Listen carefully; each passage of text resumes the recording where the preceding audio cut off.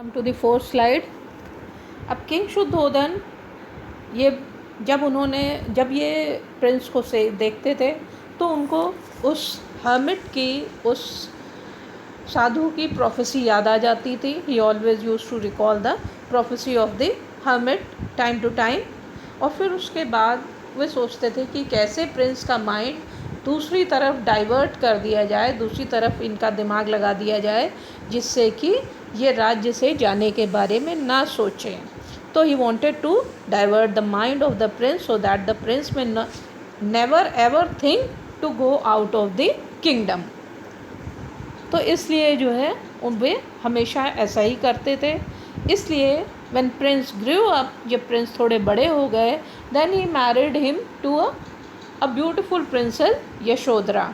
फिर उन्होंने एक बहुत ही सुंदर लड़की यशोधरा से, राजकुमारी यशोधरा से उनकी शादी कर दी एट द एज ऑफ 19 वर्ष की उम्र में। और और उनके महल में, प्रिंस के महल में सारा इतना साजो सामान भर दिया। उनको हमेशा जो है बस गाना बजाना और कहानियाँ सुनाना, उनके मनोरंजन के इतने साधन वहाँ पे उपलब्ध उन्होंने करा दिए।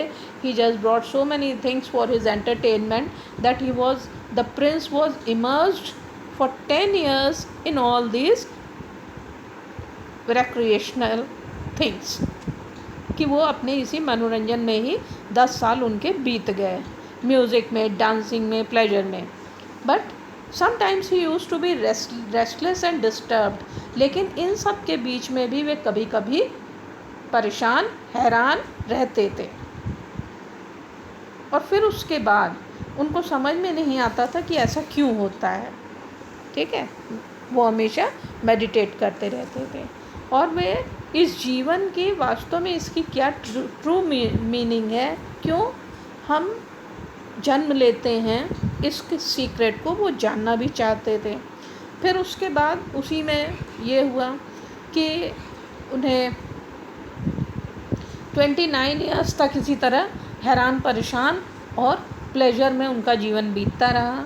फिर when he was of 29 years old, when he was 29 years old, then his only son Rahul was born.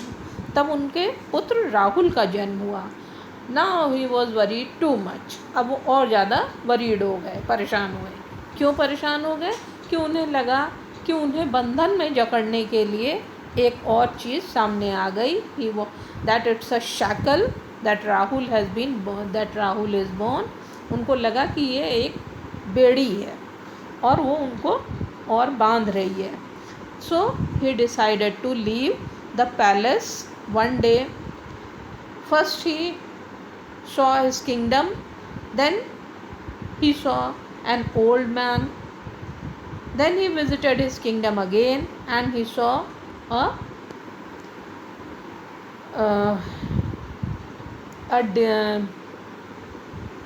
then he saw a sick man, and then on that same day he saw a dead man. And when he saw that dead man, he was just completely moved, because he thought that the life that has been given to us, look at its end. What is the end of that life? अंत में क्या होता है उस जीवन का? That life just goes on to the pyre, वो pier पे जाती है, and then it is just burned to ashes, और वो राख बन जाती है जल करके, और इसी मिट्टी में मिल जाती है। तो he was just shocked to see the end of his body, end of body of a human being. वे मनुष्य के शरीर को अंत में देख करके बहुत ही ज़्यादा द्रवित हो गए। और उसके बाद इस लाइफ और डेथ और सफरिंग का जो ये चक्र चल रहा है, ये जो साइकिल चल रहा है, इसका मतलब जानने के लिए उन्होंने अपना घर छोड़ दिया।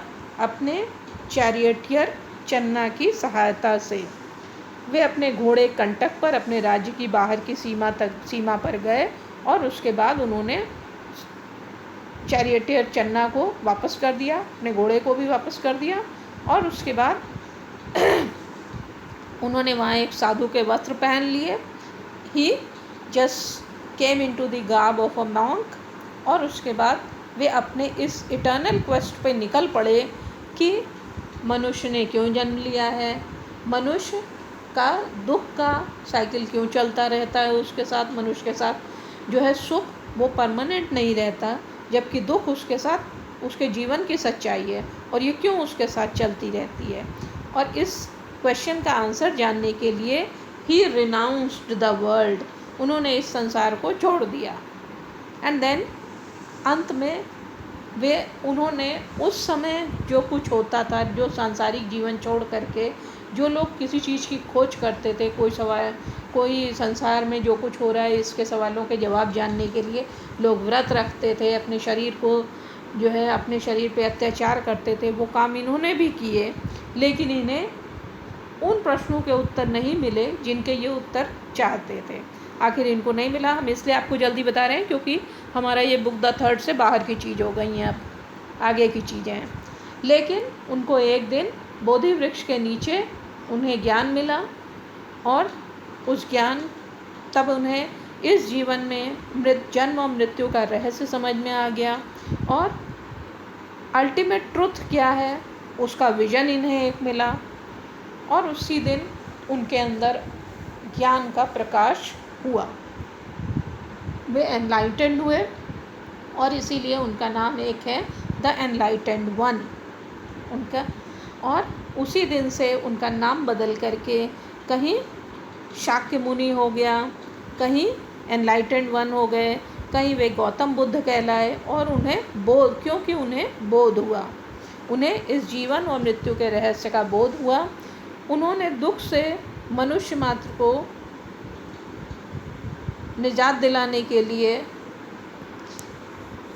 और उसकी अज्ञानता से, मनुष्य को उसकी अज्ञानता से, उसकी लाचारी, उसकी बेबसी, उसकी दुख से बचाने के लिए, और उसको स्टेट ऑफ ब्लिस में रखने के लिए, सदा प्रसन्न रहने की जो स्थिति हो उसमें रखने के लिए उन्होंने सबको ज्ञान दिया।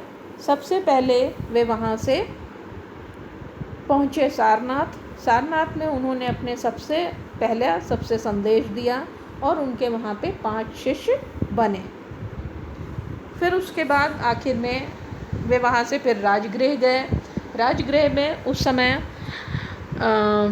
बिंबिसार नाम के राजा राज्य कर रहे थे, और उन्होंने उनको अपना शिष्य बना लिया, या कहना चाहिए राजा उनके शिष्य बन गए। He became the disciple of Buddha, the king became disciple of Buddha. और उसके बाद वे यही सब करते करते आखिर में 45 साल तक वे इसी तरह चलते रहे। इस बीच में वो एक बार अपने राज्य भी गए थे। फिर वे जब 45 साल तक उन्होंने यही सब किया, अंत में वे एक वैशाली नाम के नगर में पहुँचे, और वहाँ पर उन्होंने घोषणा की कि 3 महीने के बाद मैं मर जाऊँगा, मेरी मृत्यु आ जाएगी, मैं निर्वाण को प्राप्त करूँगा। और 3 महीने बाद वैसा ही हुआ। कुशीनगर में उनकी मृत्यु हुई 3 महीने बाद, और जब उनकी मृत्यु हुई तब उनके परम प्रिय शिष्य आनंद ने उनको क्रिमेट किया, उनका अंतिम संस्कार किया, और उनकी राख थी उसको उस समय के साथ 7 राजाओं ने अपने अपने राज्य में बांट लिया। और ये हुआ कि जब